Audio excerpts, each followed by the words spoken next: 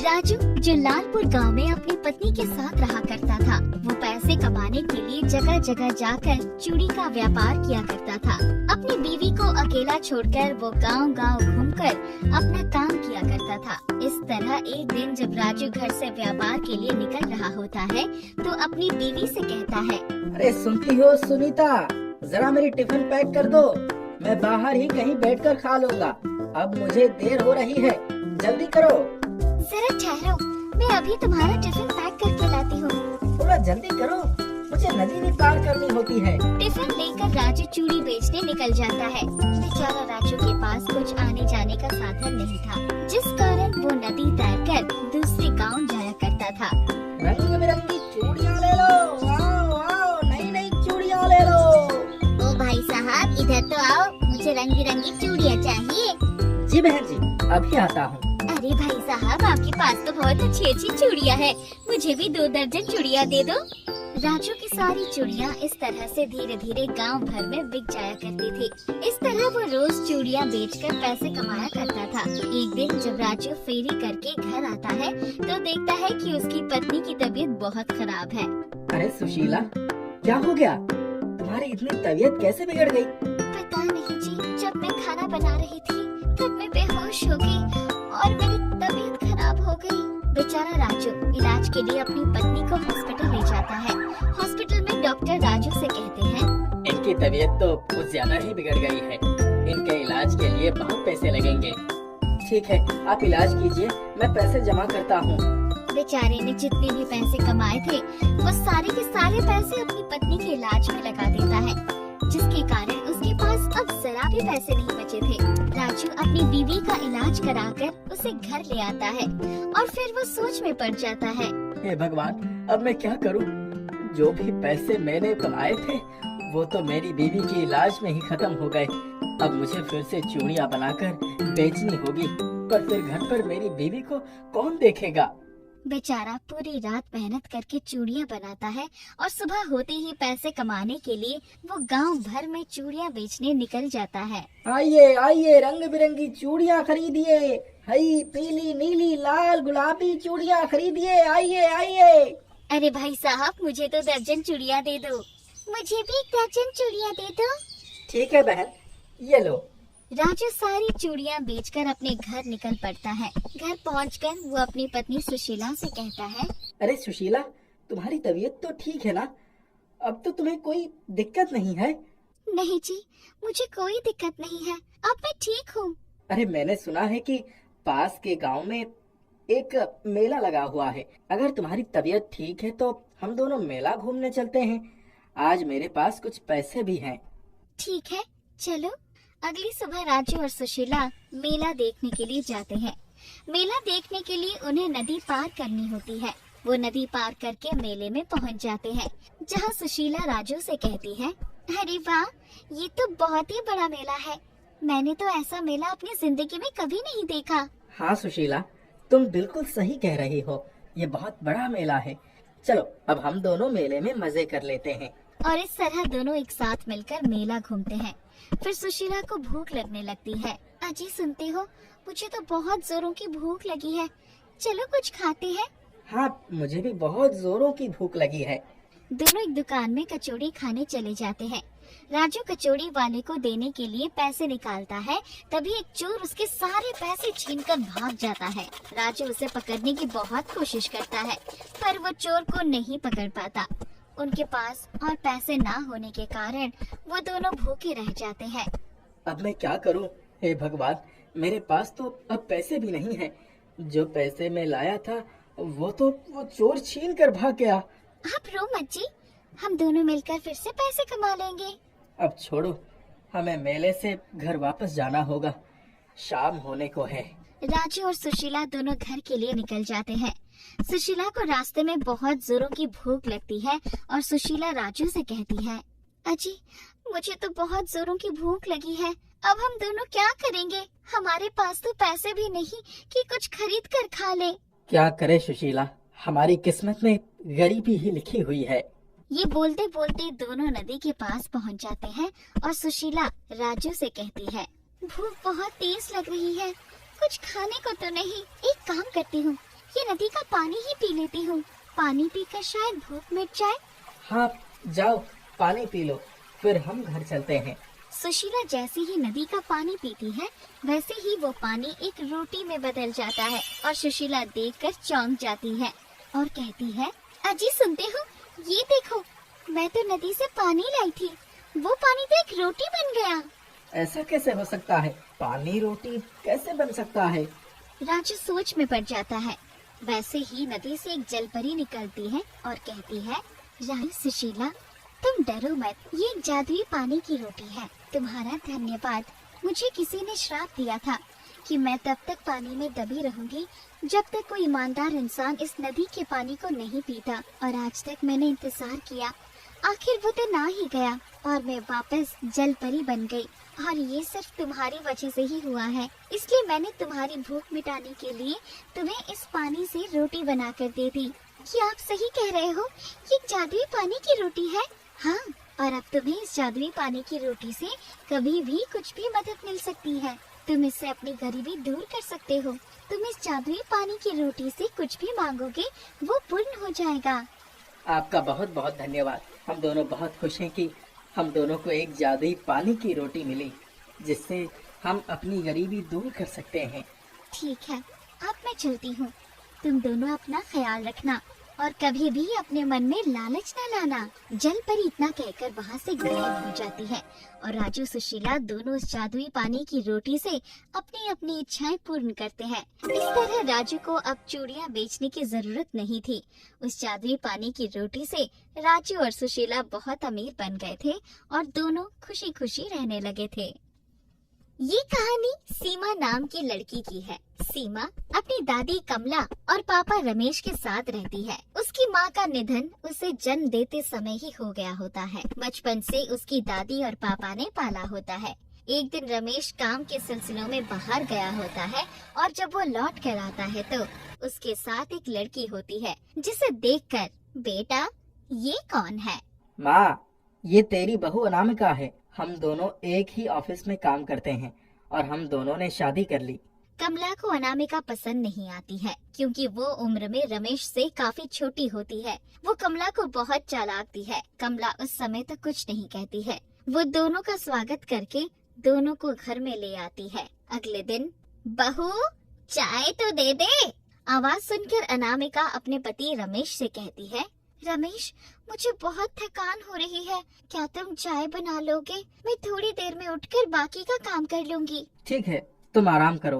रमेश चाय बनाकर अपनी माँ को देता है। उसे चाय देते हुए देखकर, बेटा अनामिका कहाँ है? तूने चाय क्यों बनाई? माँ, उसकी तबीयत ठीक नहीं है। ये सब सुनकर बस आते ही इस लड़की का नाटक शुरू हो गया। न जाने इसने कैसे मेरे बेटे को अपने जाल में फंसा लिया। उसके कुछ दिनों बाद रमेश ऑफिस के काम से 1 महीने के लिए बाहर चला जाता है। कमला पूजा करने मंदिर चली जाती है। सीमा घर में अकेली होती है। अनामिका सीमा से घर का सारा काम करा रही होती है। तभी कमला पूजा करके लौट आती है। अपनी पोती को काम करता देखकर, बहू ये तुम क्या कर रही हो? तुम्हें शर्म नहीं आती इतनी छोटी बच्ची से काम कराते हुए? तो क्या हुआ, थोड़ा काम कर लिया तो घिस नहीं जाएगी। एक बात और, अब से तुम दोनों को यही घर का सारा काम करना पड़ेगा। मुझसे ये काम नहीं होगा। कमला और सीमा मजबूरी में घर का सारा काम करने लगती है। कुछ ही दिनों में कमला काम करने की वजह से बीमार हो जाती है। अब अनामिका दोनों को खाना देना भी बंद कर देती है। ये सब देखकर एक रात सीमा अपनी दादी के साथ कहीं और चली जाती है। रास्ते में एक पेड़ के नीचे उसे एक और बूढ़ी औरत दिखाई देती है। सीमा उसके पास जाती है और, दादी आप यहाँ क्यों बैठी हो?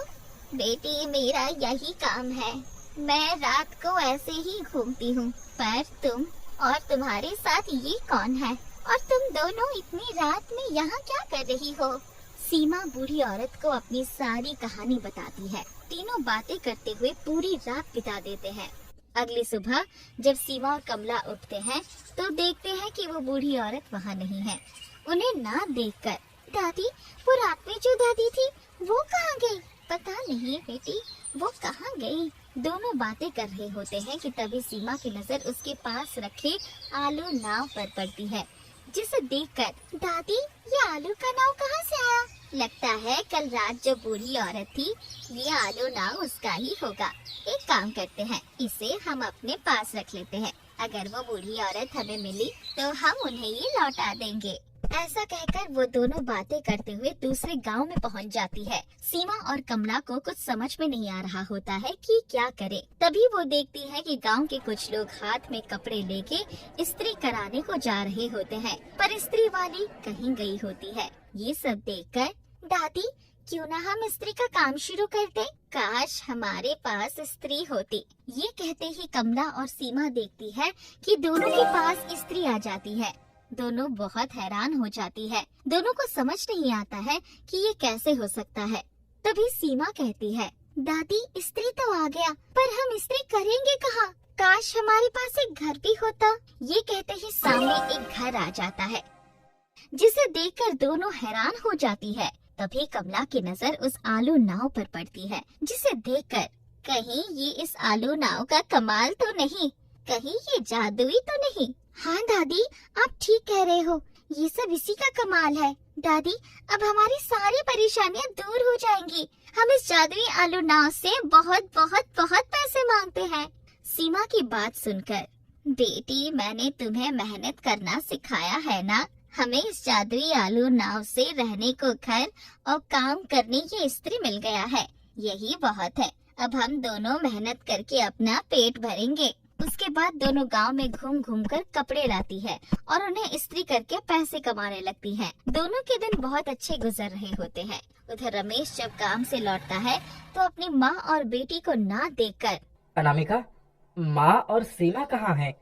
पता नहीं जी, माँ जी को क्या हो गया था। वो हमेशा मुझसे लड़ती रहती थी और सीमा को भी मेरे खिलाफ भड़का दिया था, और एक दिन पता नहीं दोनों कहाँ चले गए। उधर सीमा और कमला दोनों खूब मेहनत करने लगती है।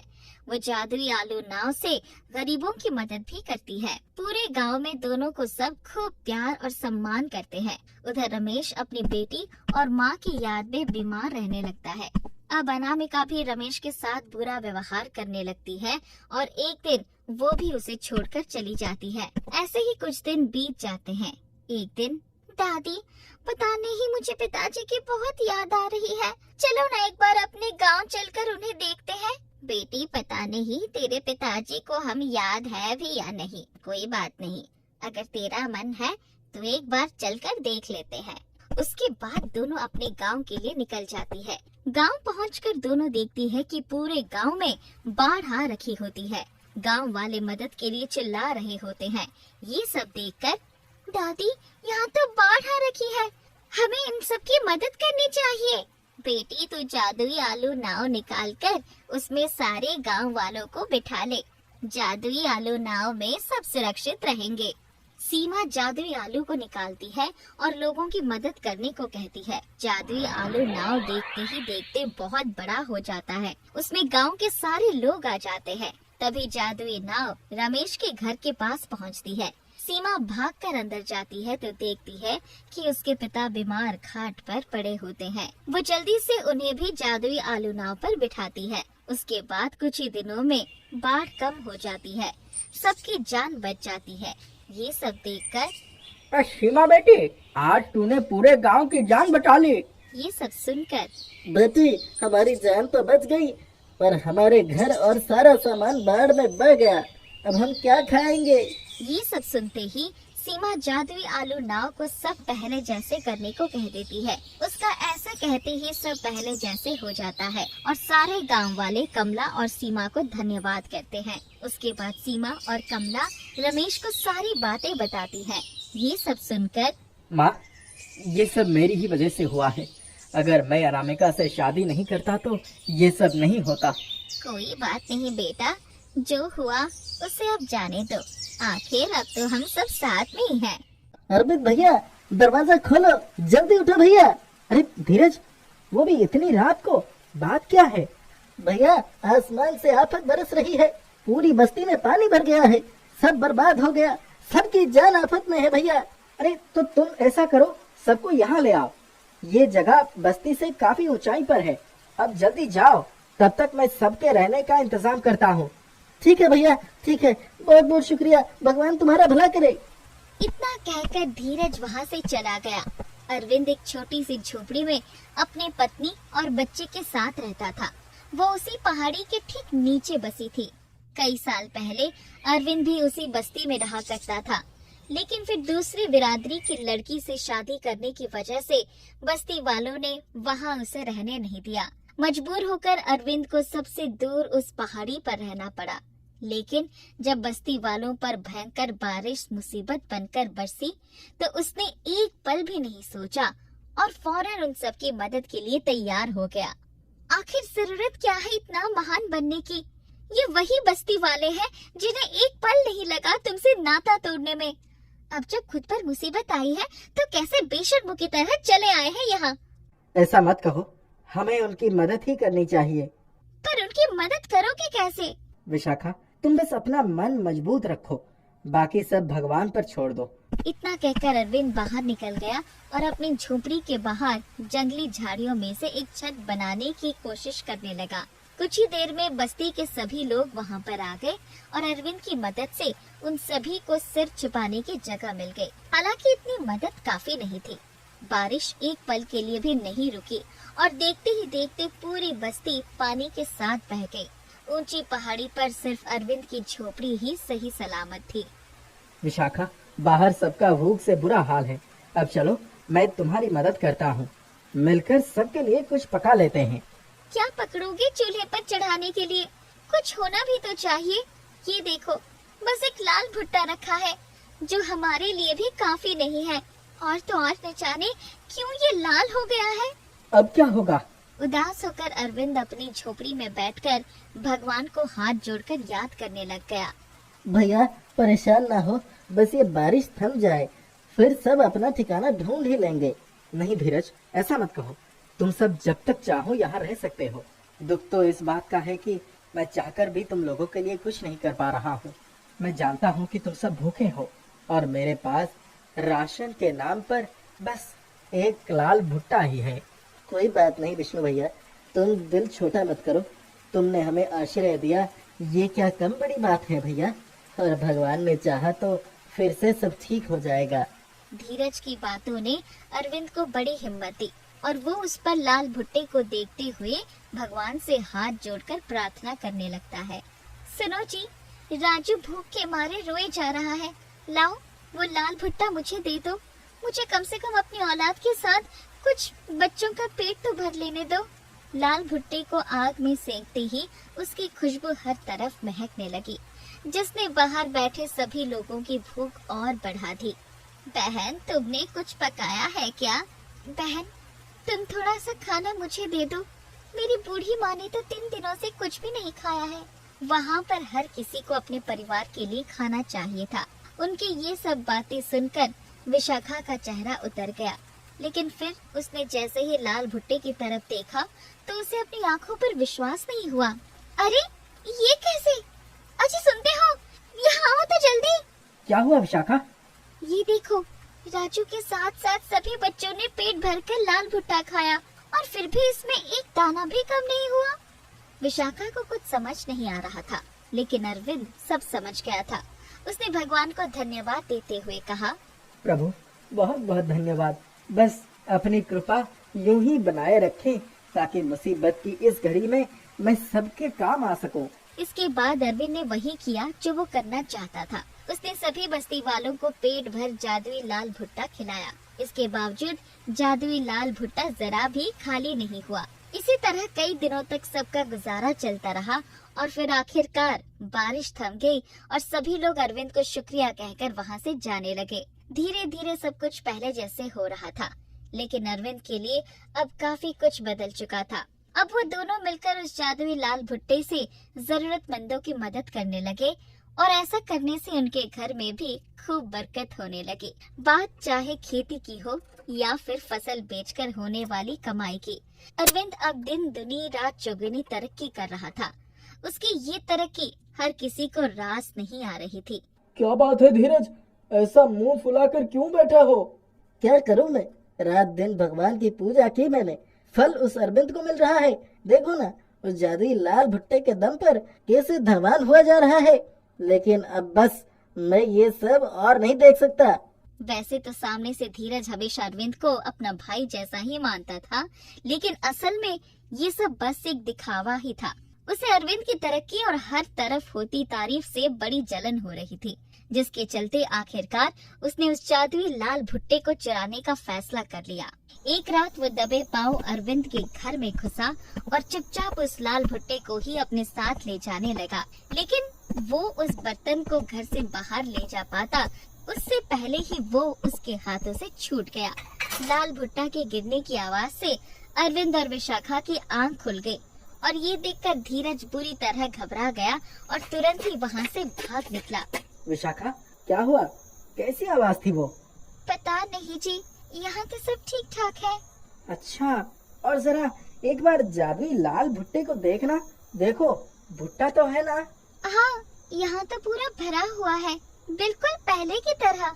विशाखा की बात सुनकर अरविंद ने एक बार फिर सर झुकाकर भगवान को प्रणाम किया और फिर वो दोनों चैन की नींद से सो गए।